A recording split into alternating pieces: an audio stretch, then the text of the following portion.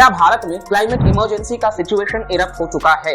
क्योंकि भारत में number of extreme events देखने को मिले हैं, जैसे कि हम हीट स्ट्रोक की बात कर लेते हैं, वाटर स्ट्रेस की बात कर लेते हैं, या केरल के वायनाड में जो लैंडस्लाइड आया है जिसमें 350 से ज्यादा जाने जा चुकी हैं अब तक, और अभी भी सिचुएशन वर्स है। इसी के साथ साथ में भारत के नॉर्थ वेस्ट में जब हम बात करते हैं हिमाचल प्रदेश, उत्तराखंड, तो वहां पर क्लाउड बर्स्ट के वजह से कितनी जाने गई हैं, और आसाम में हर साल हम देखते हैं कि बाढ़ के वजह से लाखों लोग जो है वो बेघर होते हैं, और ये जो इंसिडेंट्स हैं ये लगातार बढ़ते जा रहे हैं। साइक्लोन्स की भी फ्रीक्वेंसी जो है वो भारत में बढ़ती जा रही है। इस वजह से आप देखोगे साइक्लोन तौते ने किस तरीके से महाराष्ट्र में इंपैक्ट करा था, और अम्फन साइक्लोन जो बे ऑफ बंगाल के रीजन में था वो भी किस तरीके से ईस्टर्न कोस्ट जो है भारत का, जहां पर ईस्टर्न स्टेट्स भी शामिल है, वहां पर नुकसान हुआ था।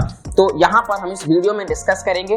वीडियो काफी इंटरेस्टिंग और इंफॉर्मेटिव होगा। चलिए शुरुआत करते हैं। डिजास्टर्स की अगर हम बात कर लेते हैं तो डिजास्टर्स न रिलीजन देख करके आते हैं और ना ही कंट्री देख करके आते हैं।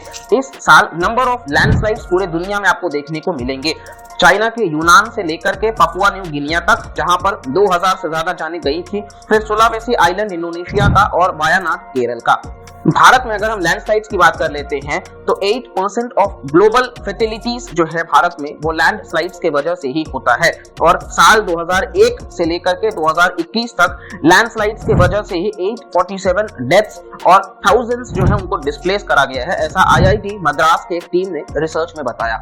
और आपको क्या लगता है, इसके ऊपर हम ध्यान देते भी हैं तो लैंडस्लाइड्स को कई बार इग्नोर किया जाता है। यहाँ तक कि 2013 में जब केदारनाथ लैंडस्लाइड आया था उसके बाद से थोड़ा इंपॉर्टेंस दिया जाने लग गया, वरना इस चीज को तो हम डिजास्टर में भी नहीं गिनते थे कई बार। भारत का लगभग 13.17% जो है हिस्सा वो लैंडस्लाइड्स के लिए ससेप्टेबल है, और इसमें से भी 4.75% जो है वो बहुत ही ज्यादा ससेप्टेबल है। सिक्किम जो है वो लार्जेस्ट लैंड एरिया है जो लैंडस्लाइड प्रोन है। ये हिमालय की बात अगर हम करें, और इसके बियॉन्ड अगर हम बात करें तो केरला जो है वो मोस्ट वल्नरेबल स्टेट है, जहां 14% लैंड मास जो है वो वेरी हाई ससेप्टेबिलिटी के कैटेगरी में आते हैं।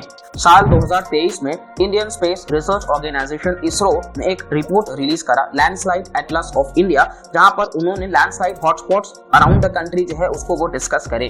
लैंडस्लाइड्स होने के दो फैक्टर्स देखे जाते हैं। पहला है कंडीशनिंग फैक्टर्स, जहां पर आप देखेंगे सॉइल टोपोग्राफी, रॉक्स, जियोमॉर्फोलॉजी और जो स्लोप एंगल्स है कि 20 डिग्री के बियॉन्ड जो है वो काफी ज्यादा वल्नरेबल हो जाता है।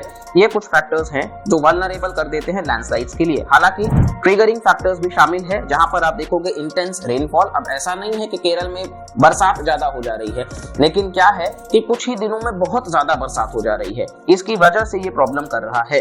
फिर आप देखोगे तो कहीं ना कहीं जो एंथ्रोपोलॉजिकल एक्टिविटीज है, जहां पर लगातार फॉरेस्ट्स को डिस्ट्रॉय किया जा रहा है ताकि उसका इस्तेमाल किया जा सके रोड्स बनाने के लिए या एग्रीकल्चर में भी प्लांटेशन क्रॉप्स के लिए। हालांकि फॉरेस्ट्स जब ट्रीज जो होते हैं उनका जो होल्डिंग कैपेसिटी है, वो जो रूट्स हैं वो काफी ज्यादा अंदर तक होते हैं, तो वो पानी रोकने की कैपेसिटी ज्यादा है, लेकिन प्लांटेशन क्रॉप्स जो हैं वो इसमें फेल होते हैं। तो इस वजह से फॉरेस्ट्स काफी इंपॉर्टेंट रोल प्ले करते हैं। और केरल की बात कर लेते हैं तो कहीं ना कहीं आप देखोगे कोस्टल स्टेट में तो ये one among the densely populated state में से भी एक है।